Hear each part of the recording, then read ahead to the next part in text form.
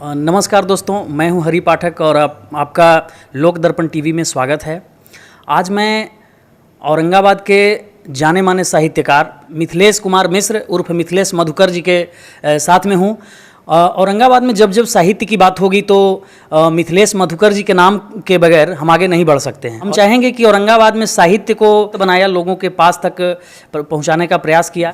और आज का थोड़ा सा ये वीडियो जो है वो थोड़ा सा हट करके है, ये ब्लॉगिंग नहीं है, घूमने वाला नहीं है या मनोरंजन का नहीं है, साहित्य से जुड़ा हुआ है। थोड़ा सा टफ होता है, लेकिन उम्मीद करता हूँ कि आपको ये ज़रूर अच्छा लगेगा, आप ज़रूर इस को पूरा देखेंगे। और हम आपसे आग्रह करना चाहेंगे कि आप अगर चैनल पर नए देख रहे हैं तो चैनल को सब्सक्राइब कर दीजिए और इस वीडियो को लाइक कर दीजिए। हम सबसे पहले तो सर के माध्यम से जानना चाहेंगे साहित्य को किस रूप में हम लोगों के साथ में सर साझा करेंगे। औरंगाबाद जिला हिंदी साहित्य सम्मेलन की स्थापना 3 मार्च 2003 को हमने की थी और यह प्रक्रिया आगे बढ़ते बढ़ते आज तक चली आ रही है और बहुत सी पुस्तकें निकल चुकी हैं। करीब करीब 23 पुस्तक अब निकल चुके हैं। तो ये तो परिदृश्य लंबा चौड़ा हो जाएगा, लेकिन इससे संक्षेप में मैं ये बता दे रहा हूँ कि ये समष्टि से संबंधित कुछ बात रख देता हूँ। यह समष्टि जो स्वयं सुनिर्मित सुंदरतम रचना है, ब्रह्म तत्व ही सत्य एक पूरी अपरा सपना है। सर्वोत्तम यह सृष्टि जहाँ कुछ भी है नहीं है सुंदर, सभी और सुंदरम तत्व का बोध परितया अंदर। वसुंधरा की सभी वस्तु की अपनी अलग महत्ता, कुछ भी नहीं व्यर्थ जगती में सबकी अलग सहजता। जो जड़ चेतन एक दृष्टि में लगता बहुत असुंदर, बदले दृष्टिकोण में लगता बहुत अधिक अति सुंदर। सुंदरता की माप मनुज के दृष्टिकोण पर निर्भर, दृष्टा कैसा कौन पुरुष है निर्णय उसके मन पर। प्रज्ञ पुरुष के लिए असुंदर कोई चीज नहीं है, इस समष्टि की किसी चीज पर कोई खीज नहीं है। थल प्राणी में गज विशालतम यह उसकी सुंदरता, अजगर में आलस्य सोथपन ही उसकी सुंदरता। बाल रूप की नग्न देही बालक की सुंदरता, सिंह गर्जना जो भयकारी यह उसकी सुंदरता। चंचल चितवन चाल चक्षु ही सुंदरता मृग की है, तनन रूप नयन चितवन ही सुंदरता दृक् की है। मोर नाचते थिरक थिरक यह सुंदरता उनकी है, सज्जनता अप्रतिम सहजता सुंदरता जन की है। यति मुनि जन में ज्ञान ज्योति ही सुंदरता कहलाती, अज्ञानी को मात्र कलेवर की सुंदरता भाती। जो विवेक संपन्न मानते सकल सृष्टि ही सुंदर, चाहे दृष्टि पटल पर गोचर या रहता हो अंदर। विपिन बाग उपवन की शोभा किसलय बिटप सघनता, नारी का सौंदर्य सरस संभाषण सरम नमनता। धरती की सुंदरता उसकी हरियाली में होती, सुबह शाम की सुंदरता सूरज लाली में होती। चौपाया प्राणी में नंगापन ही सुंदरता है, गंगा जमुना में पावनतापन ही सुंदरता है। ताल तलैया कूपवारी की कज्जलता सुंदरता, अर्णव की आयाम दीर्घता ही उसकी सुंदरता।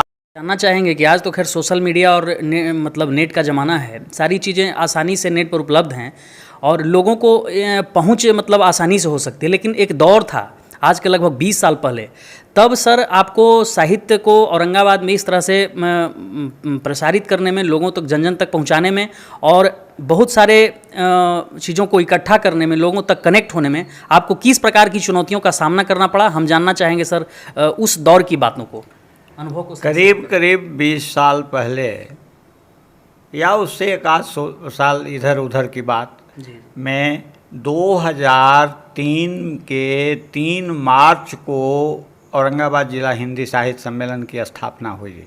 इसके पहले शंकर दयाल बाबू भवानीपुर के जो थे वो उनकी पुस्तक सिलेक्ट हुई थी भारतीय ज्ञानपीठ में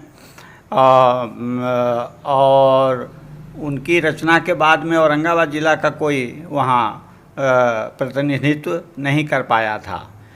ये 2000 के करीब में ये एक पुस्तक बोधिसत्व मैंने लिखी थी, जिसका सिलेक्शन भारत सरकार में हुआ और वो बहुत ख्याति प्राप्त की पुस्तक। अभी भी भारतीय ज्ञानपीठ साहित्य एकेडमी में वो पुस्तक चुनी गई और इसकी शाश्वतता के रूप में वहाँ से कई पत्र आए, ये सब होते रहे। और औरंगाबाद को सबसे अधिक महत्व दिया डॉक्टर शंकर दयाल सिंह ने ही, जो भवानीपुर के थे जी। और एक दूसरी पुस्तक यही बोधिसत्व मेरी सेलेक्ट हुई राष्ट्रीय स्तर पर। उस क्रम में जब डॉक्टर शंकर दयाल शर्मा राष्ट्रपति हुआ करते थे, उसी समय शंकर दयाल बाबू की पुस्तक सेलेक्ट हुई थी। और एक दूसरी पुस्तक जो मेरी सेलेक्ट हुई वो तो जल्दी में हुई है, 2-4-5 साल पहले की बात है। अब साहित्य की चुनौतियाँ उस समय भी बहुत थी और आज भी है। उस समय की चुनौतियाँ ऐसी थीं कि शंकर दयाल बाबू को छोड़ करके कोई समीचीन व्यक्ति कारगर नहीं नज़र आता था। और वो कवि सम्मेलन भी करवाया करते थे हमेशा। 29 अक्टूबर को उनका कवि सम्मेलन होता था। बाद में मैंने जब पुस्तक लिखना शुरू कर दिया तो इसकी प्रसिद्धि भी आने लगी, जुड़ने लगी। और 2003 के 3 मार्च को इस सम्मेलन का विधिवत उद्घाटन के साथ में ये व्यवस्था कर दी गई। और उसमें बहुत आए थे, अन्य जगह के कुणाल साहब जैसे व्यक्ति भी शिरकत करते रहते थे। और यह पुस्तक 2012 में फिर निकली, शब्द के चितेरे भाग 2। 2005 में ही निकल चुकी थी शब्द के चितेरे भाग 1।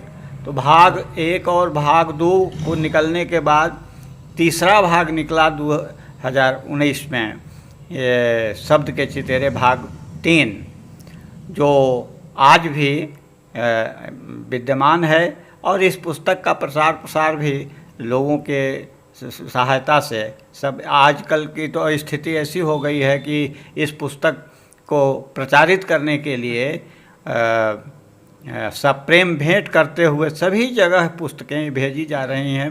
औरंगाबाद ज़िला में सब जगह कि कम से कम ये धरोहर के रूप में सबके हाथ में उपलब्ध हो जाए। समीचीन स्थितियाँ जो बनती हैं, आगे क्या होगा भविष्य ये तो कोई जान नहीं रहा है, लेकिन इसकी ख्याति अन्य जगहों तक भी पहुंची। मैंने यूपी में एक पुस्तक दी थी शब्द के चितेरे भाग 3 की, जिसमें 20वीं सदी के करीब करीब सभी व्यक्ति इसमें इंसर्ट किए गए हैं। मतलब एक खंड शब्द के चितेरे भाग 1, भाग 2, भाग 3 पुस्तकें निकल चुकी हैं। और चौथे खंड में शब्द के चितेरे भाग 4 लेखन क्रिया में ये आगे बढ़ रही है। और अंदाज है कि 1 साल के अंदर में चौथा भाग भी इसका पूरा हो जाएगा। मेरा यह मानना है कि यह धरोहर के रूप में साहित्य औरंगाबाद का प्रसारित होता जाए। और उत्तर प्रदेश या मध्य प्रदेश या जहाँ जहाँ भी जाने का सौभाग्य मिला, जब मैंने यह पुस्तक सामने रख दी तो लोगों को मानना पड़ा कि एक ज़िला, छोटा सा ज़िला इतना बड़ा कार्य कर चुका।